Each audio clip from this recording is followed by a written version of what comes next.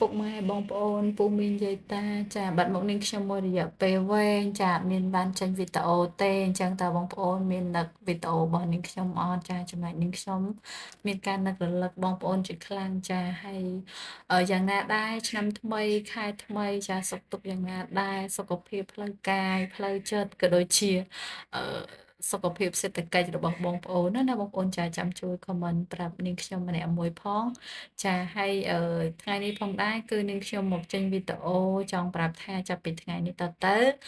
នាងខ្ញុំនឹងមានវីដេអូជូនបងប្អូនទស្សនាវិញហើយចាហើយកុំភ្លេចជួយតាមដានទស្សនាទាំងអស់គ្នាចាជួយ like ជួយ share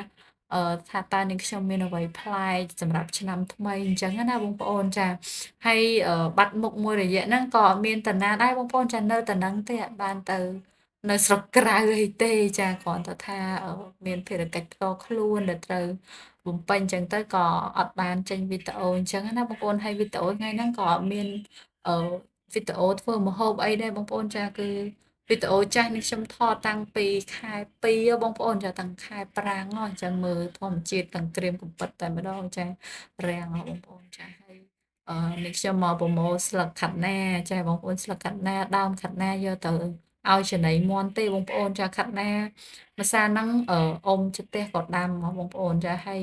លក់អត់ចេញទេបងប្អូនអើយ1គីឡូ500 1គីឡូ1000ហ្នឹងអត់មានអ្នកទិញផងហើយនៅសល់ច្រើនមែនទែនចាដូចឃើញជាក់ស្ដែងអញ្ចឹងណាបងប្អូនចានៅសល់ពេញចការតែម្ដងហើយ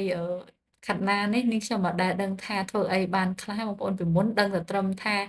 យកមកឆាជាមួយនឹងសាច់គោឆាជាមួយសាច់គោមួយសាច់ជ្រូកអីអញ្ចឹងណាបងប្អូនចាខាត់ណាទឹកភ្នែកអីអញ្ចឹងទៅចាតែពេលមកនៅជិតអ៊ំទៅឥឡូវដឹងថាខាត់ណាធ្វើជ្រក់ឆ្ងាញ់ណាស់បងប្អូនអើយចាបងប្អូនណាអត់ដែលដឹងអីអញ្ចឹងអាចសាកធ្វើបានហើយវិធីធ្វើងាយងាយទេបងប្អូនចាំមើលនាងខ្ញុំនឹងចេញវីដេអូជូននៅពេលដែលមានខាត់ណាលើកក្រោយណាបងប្អូនចាហើយនាងខ្ញុំបានភ្លក់រួចហើយពីមុនអត់ដែលដឹងទេបងប្អូនថា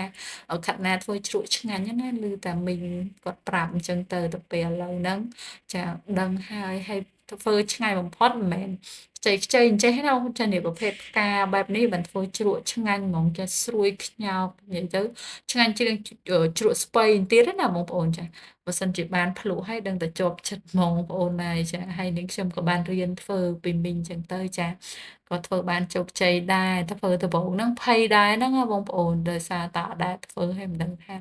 ជោគជ័យក៏អត់តែពេលធ្វើទៅជោគជ័យដែរអញ្ចឹងពេលដែលនាងខ្ញុំធ្វើលើកក្រោយនាងខ្ញុំនឹងចេញវីដេអូប្រាប់ថា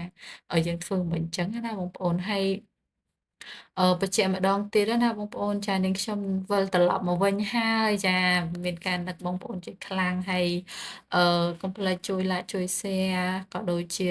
អឺ comment លើកទឹកចិត្តនាងខ្ញុំម្នាក់មួយផងចាដោយសារតែបាត់មុខយូរពីការចេញវីដេអូចឹងទៅហើយសង្ឃឹមថាឆ្នាំថ្មីចាបងប្អូនទាំងអស់គ្នាសុខភាពល្អសំណាងល្អចារកស៊ីមានបានត្រជាក់ត្រជុំទាំងអស់គ្នាធ្វើដំណើរទីជិតទីឆ្ងាយជួបតែសុខសុវត្ថិភាពចាហើយធ្វើដំណើរបើកឡានបើកម៉ូតូចាពាក់ខ្សែក្រវ៉ាត់ចាពាក់មួកសុវត្ថិភាពដាក់កន្លឹះដាក់អីត្រឹមត្រូវផងបងប្អូនចាឥឡូវនេះគ្រោះថ្នាក់ចរាចរណ៍ឃើញហើយខ្លាចមែនទែនបងប្អូនចាអញ្ចឹងអឺនាងខ្ញុំអត់មានអីទេចាមានតែប៉ុណ្្នឹងឯងសម្រាប់ថ្ងៃនេះគឺចេញមកជម្រាបពុកម៉ែបងប្អូនប៉ុណ្្នឹងឯងចាជាចុងក្រោយជូនពរបងប្អូនសុខភាពល្អសំណាងល្អឆ្នាំថ្មីហេងៗទាំងអស់គ្នាចាជម្រាបលា